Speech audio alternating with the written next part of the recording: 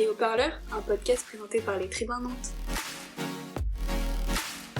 Les Haut-Parleurs, c'est le podcast des Tribuns Nantes et toutes les 2 semaines, on reçoit un invité pour discuter, parler notre rapport à la parole, déconstruire les clichés autour de l'éloquence, se mettre à l'épreuve et vous faire progresser à l'oral. Les Tribuns Nantes, c'est une association étudiante d'éloquence nantaise et depuis 2017, nous proposons des formations à la prise de parole en public, des événements autour de la parole et toutes sortes de projets pour démocratiser l'éloquence. Rejoignez-nous dès maintenant.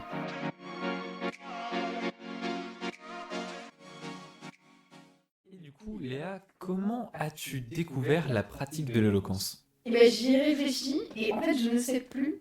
C'est dramatique, mais je pense que quand j'étais petite, j'ai dû voir des discours sur YouTube ou ce genre de trucs. Et j'ai toujours été hyper impressionnée par les gens qui avaient la capacité à prendre la parole sans être stressés. Et je savais que moi j'aimais beaucoup prendre la parole parce que déjà en cours j'aimais lire des poésies, passer à l'oral, au lycée, etc.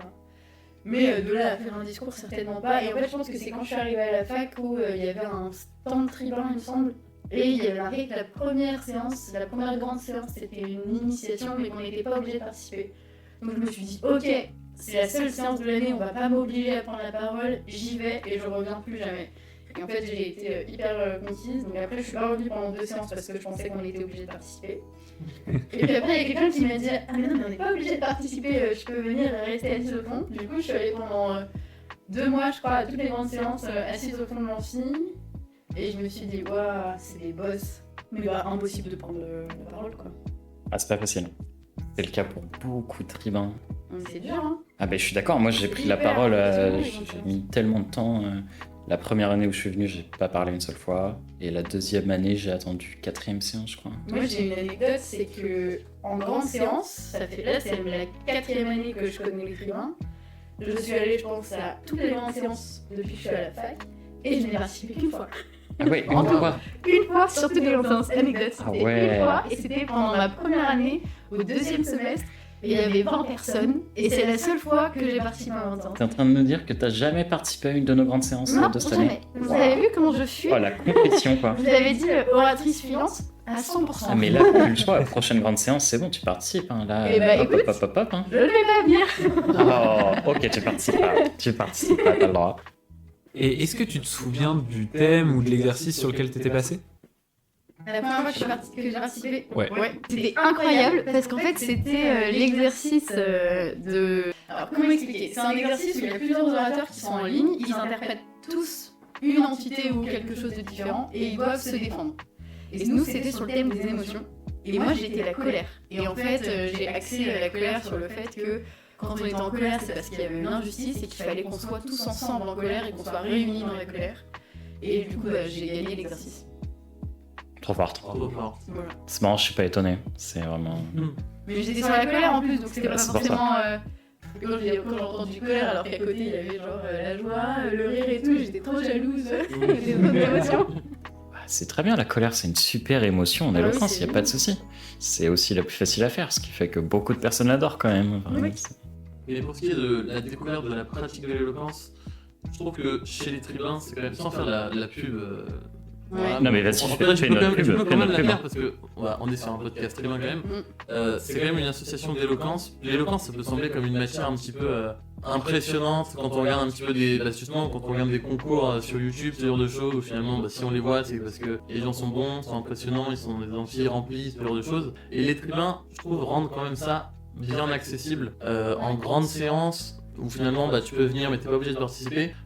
J'ai pas souvenir d'avoir connu ou de connaître une association d'éloquence qui rend aussi accessible et sans pression la prise de parole en public à ce point-là, quoi.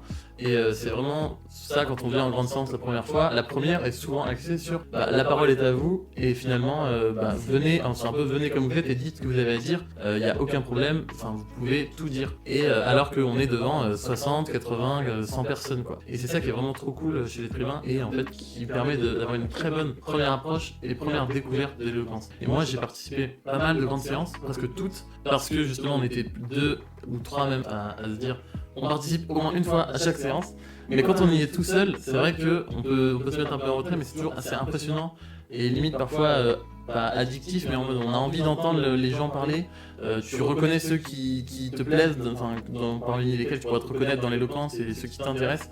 Et t'as toujours envie d'aller entendre un petit peu plus. Et ça, c'est vraiment super chouette de pouvoir avoir ce genre de format un petit peu chez les tribuns qui ouvre vraiment la porte comme ça à l'éloquence. C'est vraiment trop cool. Et en plus, je trouve que c'est des formats qui sont vraiment bienveillants. Parce qu'il n'y a pas de pression de participation. Et au niveau des sujets, souvent c'est des sujets qui sont tellement larges que chacun peut avoir son opinion, mais c'est pas forcément ça. C'est pas pour ça qu'un argument n'est pas le bienvenu, même si il n'est pas sur la thèse qu'elle a plus défendue dans l'amphithéâtre, il n'est pas rejeté ou quoi que ce soit. Enfin, en tout cas, je l'ai jamais ressenti comme ça. Et je trouve que c'est surtout, moi ce qui m'avait impressionné, c'est que c'est pas un cours de pensée, mais de réflexion. Genre, en fait, c'est juste des gens qui se confient en groupe et qui osent ouvrir leur cœur. Et ça, j'ai trouvé ça incroyable d'avoir l'audace et le courage de parler comme ça. Je trouvais ça extraordinaire. Donc venez aux grandes séances. Ouais, et puis un peu pour rejoindre ce que disait Nico, cette idée de, on voit des discours à la télévision, les hommes politiques notamment. Perso, je regardais aussi des vidéos de concours d'éloquence de HEC. Alors on voit tout de suite qu'ils ont une éloquence très traditionnelle qui est assez folle à écouter, je trouve. Et la première grande séance des tribuns, j'arrive et cette fois-ci c'est moi qui est devant un amphithéâtre et globalement ce que je dis c'est regardez, je me suis pas rasé. C'était à peu près tout ce que j'ai dit, mais je me suis dit waouh, on peut dire ce genre de choses qui ne montrent pas particulièrement quelque chose de fou, mais c'est plus une approche d'être avec un public et de se dire en fait on a le droit de parler et il faut le faire.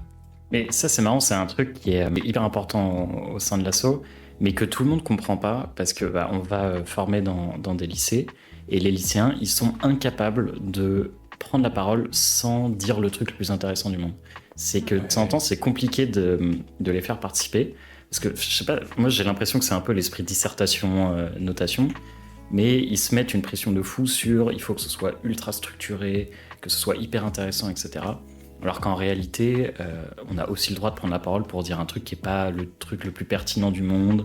On a aussi le droit de se tromper toujours. Et que c'est du coup un truc que je trouve hyper important, c'est de vraiment d'installer cette ambiance où on n'est pas obligé d'être la personne la plus intéressante du monde pour s'exprimer, quoi. Ouais, je pense qu'il y a aussi le regard de l'autre et aussi le regard qu'on porte à soi-même. Quand on prend la parole et qu'on dit une connerie ou qu'on bégaye, etc., tout de suite notre regard sur nous-mêmes il change et donc ça met une pression, donc limite vaut mieux pas parler que parler pour ne rien dire, mais évidemment que c'est pas ça la réalité. Mais je pense que c'est normal, je pense au lycée, dans le climat du lycée d'avoir cette perception, mais faut espérer que ça change, faut qu'il y ait de grandes séances. Ouais, à chaque fois je leur dis venez nous voir, on en a eu quelques-uns quand même, hein. Il y en a qui sont venus un peu. Moi, à l'époque, je venais et je présente l'asso. Yes. Mais ouais, ça, c'est vraiment un truc qui est, je trouve, une des grandes forces de l'asso. Cet esprit bienveillant, où on se met pas de pression. Aussi, où on n'impose pas un type d'éloquence.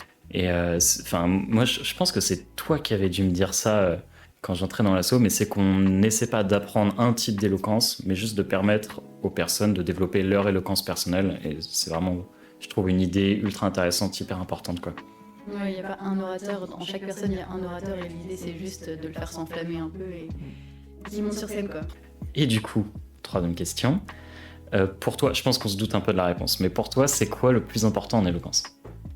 Alors j'hésite entre, ça se rejoint évidemment, mais je dirais pas les émotions, je dirais la conviction. Parce que souvent quand on parle avec conviction, il y a de l'émotion, et c'est ce qui est recherché, je dirais que c'est parler avec le cœur, en fait.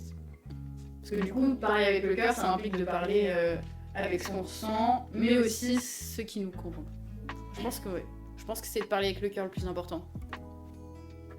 Ça m'étonne pas que tu dises ce genre de choses, mais je suis pour le coup complètement d'accord, surtout que je sais pas si nos petits auditeurs qui nous écoutent par hasard ont déjà écrit un discours ou ce genre de choses, mais moi souvent, le premier conseil, la première chose que je dis, c'est faites-vous plaisir. Dans ce que vous écrivez et comment vous le dites, etc. En réalité, peu importe ce que vous faites quand c'est l'éloquence, rien que le fait de passer, d'essayer, c'est déjà quelque chose qui est génial. Donc avant toute chose, avant d'essayer de faire quelque chose d'incroyable, le mieux écrit, le mieux dit, commencez par vous faire plaisir dans ce que vous écrivez et dans ce que vous dites, et ça marchera tout de suite mieux. Parce que quelqu'un qui écrit un texte, ou qui prend le texte de quelqu'un qui est absolument magnifiquement écrit, qui le dira de la meilleure des manières, s'il croit pas à ce qu'il dit et si ça lui plaît pas, ça marchera tout de suite moins bien et ça se verra beaucoup plus que quelqu'un qui est passionné par ce qu'il dit, même si c'est moins intéressant, moins pertinent. Donc moi, la première chose que je pourrais dire, c'est vraiment aimer ce que vous dites et comment vous le dites. Mais en même temps, je trouve pas ça toujours facile, quoi, parce que surtout dans le cadre d'un concours, t'as quand même un peu la pression en te disant, j'imagine pas tout le monde, mais quand même un certain nombre de personnes, si je fais le concours, c'est aussi pour avancer, pour être sélectionné, etc. Et j'ai l'impression que du coup, quand on écrit un discours, c'est vraiment dans la perspective de dire est-ce que ce que je vais dire va plaire aux personnes qui sont en train de m'écouter, plus que est-ce que je vais dire, j'y crois vraiment, c'est exactement ce que je pense, est-ce que c'est la manière dont je voulais le dire, etc. Et que il y a quand même un truc ça paraît un peu contradictoire, mais il y a du travail sur soi-même à faire pour être capable d'exprimer ce qu'on a envie de dire et tout simplement de s'exprimer soi-même, qui est pas toujours facile. Et moi, en vrai, je connais pas tellement d'orateurs et d'oratrices où on se rend compte du premier coup d'œil qu'ils ou elles sont parfaitement sincères et on voit qu'il n'y a pas de préparation derrière, quoi. Je trouve que c'est quand même un truc vraiment compliqué. Mais je pense que dans la sincérité, ça ne veut pas forcément dire qu'il n'y a pas de préparation. C'est peut-être juste une manière de se livrer et de conceptualiser le discours ou la prise de parole, parce que même si c'est dans le cadre d'un concours, je pense que ce qui peut aider, c'est de comprendre pourquoi est-ce qu'on prend la parole et pourquoi est-ce qu'on a envie de dire quelque chose. Et souvent, je pense que pour beaucoup, en tout cas de tribuns que j'ai pu rencontrer, etc., souvent c'est l'idée du partage. Et donc dans le partage, il y a aussi l'idée de se livrer pour que ce partage y soit sincère et aussi qu'il puisse être reçu. Et même dans le cadre d'un concours, je trouve que les discours qui marquent, souvent, c'est des discours où la personne, en fait, elle est dans le partage et elle est dans le partage de quelque chose qui lui appartient. C'est ce que je ressens, genre, dans les quelques expériences que j'ai eues de jurer de concours, c'était les discours qui sont écrits de manière très scolaire et qui peuvent être hyper intéressants si la personne elle est convaincue. Mais si elle l'a fait juste pour faire plaisir en quelque sorte au monde des jurys, souvent ça passe moins quand même. Ouais, je suis d'accord avec ça. Ouais. Et je pense qu'il y a aussi un peu une idée de si on est convaincu par ce qu'on dit, ça va un petit peu automatiquement améliorer notre discours parce qu'on va vouloir défendre notre idée. Je me souviens, ma prof de français en seconde nous avait demandé de préparer des discours sur des thèmes qui nous tenaient à cœur. Et chaque orateur nous mettait véritablement une claque avec ce qu'il disait, et j'ai trouvé ça absolument fou de se dire que sur cette classe, alors du coup il y avait le Covid qui était passé, donc on n'était plus 35 mais la moitié, 17. Non, c'est terrible, on dirait vraiment que les personnes sont mortes entre temps. Genre faut pas le formuler comme ça. Non mais... Donc est-ce que tu peux expliquer juste que vous étiez en demi-classe? Ok, merci. C'est vrai. Et du coup on était peut-être 16-17 par groupe, et c'est vrai que chacune de ces 16 ou 17 personnes avait une éloquence mais folle. Pas parce que ça correspondait à des critères scolaires parfaitement mis en place, mais parce que chaque personne s'était donnée à fond pour défendre une cause ou une idée, ou montrer quelque chose qui lui tenait à cœur. C'est incroyable. Ouais, c'est trop cool comme initiative, franchement. De ouf. On veut avoir les mêmes profs.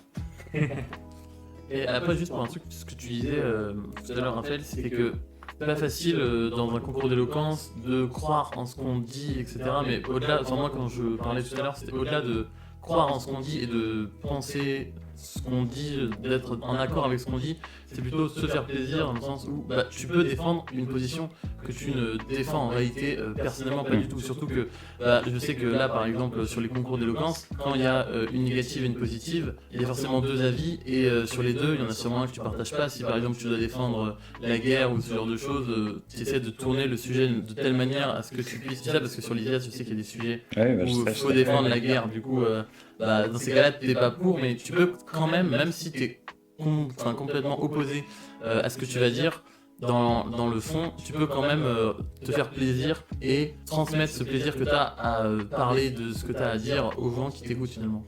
Et un sujet en plus de ça, ça se retourne, genre faut pas se cantonner forcément à la position qu'on nous donne. Il faut parfois faire un peu preuve d'originalité. Moi je me rappelle d'un discours qui m'avait marqué, et c'est une super bonne anecdote je pense pour ceux qui écoutent. C'était une amie qui avait comme sujet de discours un sujet qui lui plaisait pas du tout. Et donc en fait, au lieu de garder son sujet avec le sens qu'il avait, elle avait créé en fait une histoire autour de ce sujet, et chacun des mots forts était un personnage en fait de l'histoire. Et en fait, elle a complètement changé la dynamique de la position qu'elle devait prendre, et tout avait un autre sens. En fait, elle avait fait des jeux de mots par rapport à son sujet, et de ces jeux de mots, elle a créé une histoire, parce qu'en fait, de base, la position qu'elle avait pris ne lui plaisait pas. Il y a tellement de manières d'interpréter un sujet qu'il ne faut pas se dire « Oula, j'aime pas la position qu'on me demande de défendre, je vais jamais m'en sortir ». Et ce qui est hyper bien aussi dans le fait de défendre une position qui n'est pas la nôtre, c'est que ça permet un petit peu de faire une introspection sur soi-même, et de se poser la question de pourquoi est-ce que je pense comme ça, et pourquoi est-ce que quelqu'un d'autre qui ne pense pas comme moi pense ainsi. Et je pense que d'un point de vue de compréhension et d'écoute du monde qui nous entoure, c'est hyper important d'apprendre en éloquence aussi à défendre ce qu'on ne défend pas. Je suis complètement d'accord. Ouais, non, carrément, moi aussi. On est tellement d'accord qu'on n'a rien à dire en fait. Ça.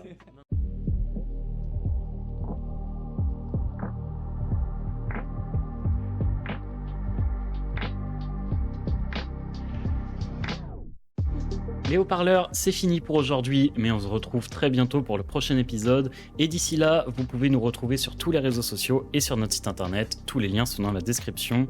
Et si vous voulez nous rencontrer en chair et en os ou participer à nos formations et à nos événements, vous pouvez venir nous voir directement à la faculté de droit de Nantes.